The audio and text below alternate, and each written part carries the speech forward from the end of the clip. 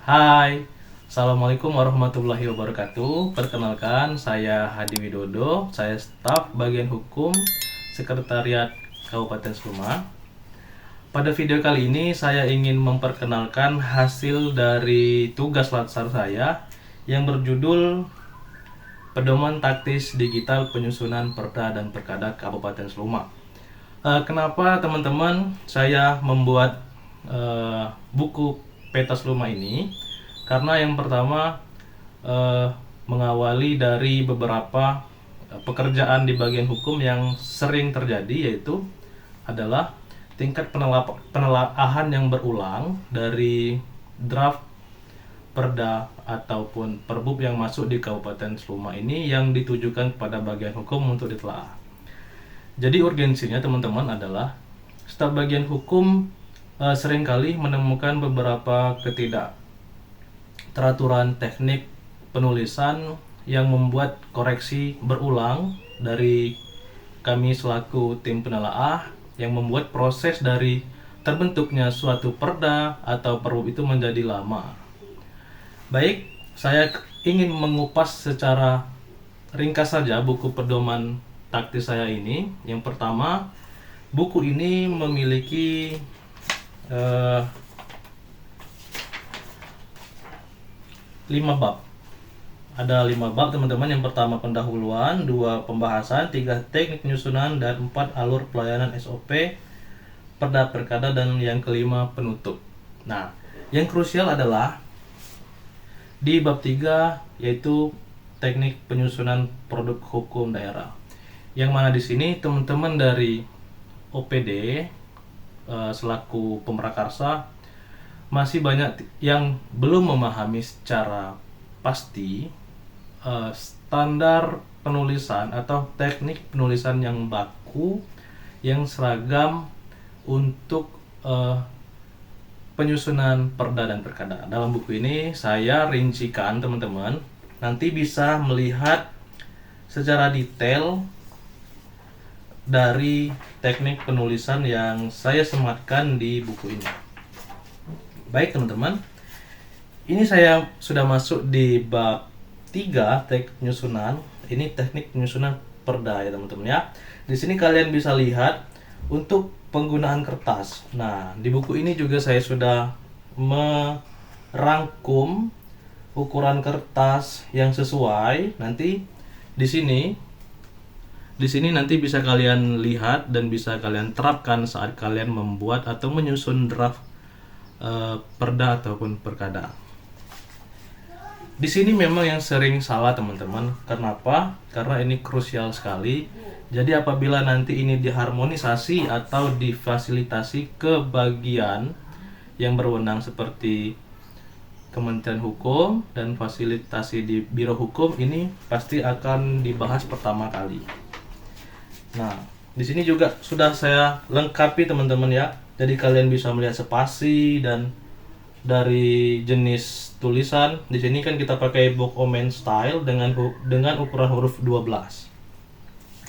Ini menjadi sulit apabila teman-teman tidak mau meningkatkan pengetahuan untuk penyusunan perda perkada. Untuk itu, saya buat buku ini secara praktis agar teman-teman aparatur OPD bisa membuat teknik penulisan dengan benar dan seragam di Kabupaten Suma.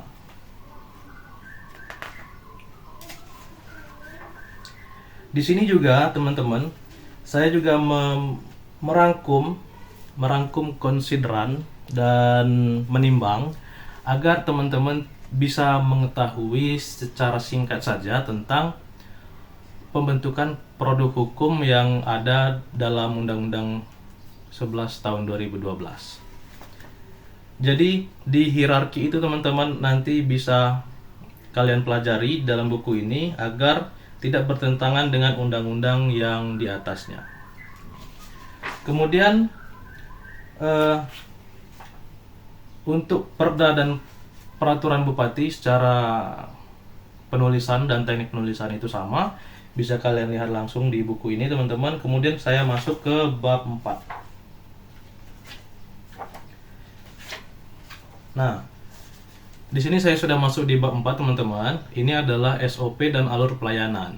Di sini saya ingin memberi pengetahuan untuk teman-teman aparatur OPD bagaimana SOP yang benar untuk suatu peraturan daerah atau perbuk yang wajib kalian pahami untuk memasukkan draft ke bagian hukum dan mengikuti setiap proses dan alur pelayanan sampai dari tahap perencanaan sampai pengundangan. Di sini saya sudah rangkum teman-teman dan saya ilustrasikan juga bagaimana dari suatu perda mulai dari perancangan dan pembahasan di DPR dan harmonisasi hingga tahap penandatanganan oleh bupati dan diundangkan oleh sekda, saya tuangkan di sini dan bisa kalian pelajari. Secara umum, perbedaan antara perda dan peraturan bupati itu sangat berbeda ya teman-teman. Kalau peraturan daerah itu lebih panjang karena dia perlu persetujuan DPR dan juga cara pengharmonisasiannya dan fasilitasinya harus lengkap. Jadi di perda itu memang harus lebih rinci, lebih panjang prosesnya, dan di perda juga bisa memuat ketentuan pidana. Sedangkan di perbuk tidak.